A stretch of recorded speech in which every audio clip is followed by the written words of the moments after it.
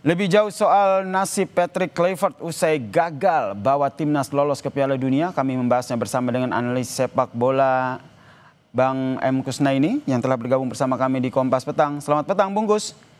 Selamat petang Yasir. Kemarin sempat berbincang dengan Pak Sumarji yang menyatakan bahwa akan melakukan evaluasi, terutama mengevaluasi pelatih. Kalau menurut Anda, evaluasi PSSI ini apakah akan berujung pada keberlanjutan Patrick Kluivert atau Patrick Kluivert akan diganti? Iya, mekanisme yang formal itu kan pasti evaluasi ya, dan ini tidak hanya evaluasi buat pelatih, evaluasi buat manajemen tim, evaluasi pemain juga. Ini memang proses yang normal, yang standar dalam setiap pembentukan tim, selalu diakhiri dengan evaluasi, dan evaluasi itu nanti disampaikan oleh manajer kepada exco ya. Satu hal yang bisa ditangkap dari apa yang disampaikan oleh Pak Marji adalah orang mungkin kalau melihat gestur, melihat tone-nya dari apa yang disampaikan Pak Sumarji, itu sebetulnya terlihat bahwa kepercayaan tim dalam hal ini diwakili oleh manajer kepada pelatih tampaknya sudah ada di level yang agak rendah gitu ya. Dan ini sebetulnya menurut saya harus menjadi perhatian dari para pejabat teras di PSSI, dalam hal ini anggota komite eksekutif, bahwa kepercayaan kepada pelatih itu sangat penting. Kalau pelatih sudah kehilangan kepercayaan, apalagi sekarang ini kan sudah begitu deras suara atau tekanan dari publik di jagat media sosial agar pelatih diberhentikan, bahkan banyak yang meminta agar pelatih sukarela mengundurkan diri. Saya pikir menggambarkan betapa trust sudah sangat rendah terhadap pelatih, dan itu sebetulnya kurang baik bagi tim nasional. Kalau menurut Anda sendiri, baiknya seperti apa? Mengundurkan diri, dipecat, atau bagaimana? Ini kan soal etika ya. Kalau seorang pelatih tidak mampu mencapai target, idealnya memang mengundurkan diri. Tapi di dalam kontrak kan tidak ada kewajiban mengundurkan diri gitu ya. Ini nanti soal bagaimana manajemen menyikapi aja. Karena kalau mengundurkan diri dengan diberhentikan itu kan kompensasinya tentu berbeda gitu ya. Itu juga akan menjadi pertimbangan. Cuma kalau kita bicara tentang kinerja, memang kinerjanya menurut saya agak sulit kalau mau dipertahankan dengan track record yang sudah dicapai sejauh ini ya. 8 pertandingan, kemudian kualifikasi putaran keempat tanpa poin. Bahkan sebetulnya secara permainan bisa dibilang kita tidak mencetak satu gol pun, dua-duanya melalui penalti. Ini tentu menggambarkan kinerja pelatih yang tidak optimal ya. Padahal menuju putaran 4 kita sudah mendapatkan tambahan banyak pemain. Pemain depan ada Miliano, kemudian juga ada Mauro Zylstra, ada kiper Emil Audero. Ini kan tambahan yang sangat luar biasa yang menambah kualitas bagi tim nasional dari segi pemain.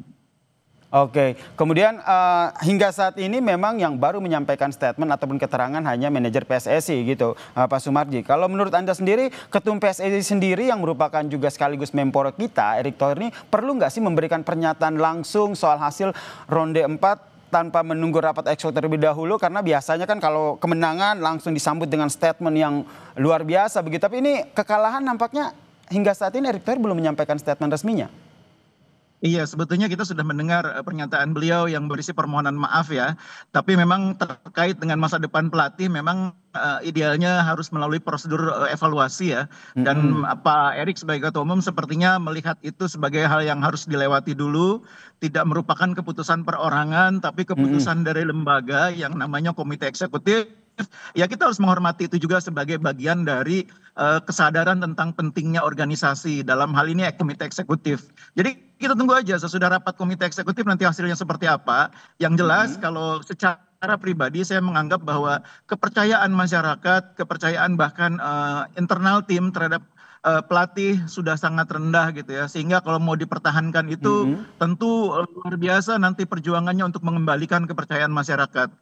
Oke, berarti menurut Anda ini suara publik terkait dengan kekecewaan atas hasil ini juga harus diakomodir ya dalam rapat exco ini. Nah, Erick Thohir sendiri kan Ketum PSSI, kemudian juga Menpora sendiri. Apakah ini juga akan berpengaruh pada jalannya rapat exco, terutama untuk memutuskan bagaimana nasib dari Patrick Kluivert? Iya, komite eksekutif itu kan kerjanya kolektif kolegial ya, meskipun ketua umum punya punya suara yang cukup menentukan, tapi pada dasarnya kan kolektif kolegial. Ya saya pikir nanti kita perlu mendengar suara mayoritasnya seperti apa. Cuma seperti yang berkali-kali saya katakan, ini nada bicara, tonnya Pak Sumarji yang juga bagian dari komite eksekutif, itu kan sudah sangat jelas gitu ya, menggambarkan betapa menurunnya tingkat kepercayaan terhadap pelatih. Jadi Pak Erik sebagai Ketua Umum PSSI saya pikir juga akan memahami suara itu. Suara mayoritas teman-teman di Exco, suara yang disampaikan oleh Pak Marji sebagai perwakilan dari tim. Saya pikir Pak Erik akan bijaksana memahami itu. Baik, ini menarik untuk menunggu bagaimana nasib dari Patrick Kluivert. Tapi saya juga penasaran nih, bagaimana dengan nasib pemain timnas kita? Karena kalau kita lihat banyak yang sudah usianya sudah masih produktif begitu. Kalau untuk disiapkan dalam 5 tahun lagi, menurut Anda ada beberapa pemain yang mungkin masih bisa dipertahankan untuk laga-laga selanjutnya? Ada Piala Asia 2027 dan mungkin Piala Dunia mendatang. Iya, benar Yasir. Jadi ini yang harus kita pikirkan secara serius ya. Kita tidak boleh membuat tim ini mulai lagi dari nol. Tapi kita harus memanfaatkan tim yang sudah terbentuk ini sebagai fondasi untuk persiapan menuju Piala Dunia 4 tahun lagi. Dan Piala Asia adalah jalan menuju ke Piala Dunia itu.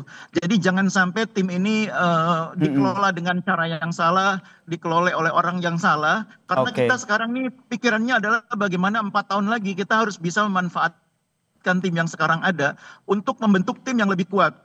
Kita punya banyak pemain yang masih punya potensi bermain 4 tahun lagi. Ada Rizky Ridho, iya, ada pemain depan oleh Romani, Miliano, Mauro Ziltra, masih banyak sekali. Kita masih harus punya optimisme untuk menyiapkan tim 4 tahun lagi, tapi dengan catatan mulai dengan evaluasi yang adil, yang sungguh-sungguh terhadap apa yang sekarang terjadi. Oke, kita masih punya potensi yang luar biasa untuk terus mengudara begitu tim Garuda kita. Kalau menurut Anda, ini kita masih mengandai-andai. Jika nantinya Patrick Kluivert dicopot dan diganti, menurut Anda siapa orang yang berpotensial untuk menggantikan sosok Patrick Kluivert? Ya, pertama-tama kita harus pastikan dulu bahwa pelatih yang nanti akan dipilih, entah itu Kluivert atau siapapun, orang yang punya kemampuan membangun tim, konsepnya jelas, kemudian pengembangannya, tahapan-tahapannya jelas, dan jangan berpikir jangka pendek gitu ya. Ini PSSI juga harus belajar dari kemarin memutuskan Kluivert untuk jangka pendek itu ternyata tidak efektif. Kita harus berpikir apa-apa itu konsepnya jelas, targetnya jelas, jangan di tengah jalan juga mudah berubah. Nah, kita harus siapkan itu. Yang kedua, bagi saya tidak masalah sebetulnya persoalan kemarin dengan masalah komunikasi, masalah perbedaan kultur. Toh sebetulnya itu bukan hal yang yang menentukan dalam sepak bola. Yang lebih menentukan itulah kualitas kepelatihannya, kemampuan manajerialnya, kemampuan merangkul pemain, dan itu tidak tentukan oleh dari mana dia berasal. Nggak harus kalau timnya pemainnya kebanyakan dari Belanda, pelatihnya harus dari Belanda. Nggak harus seperti itu cara berpikirnya.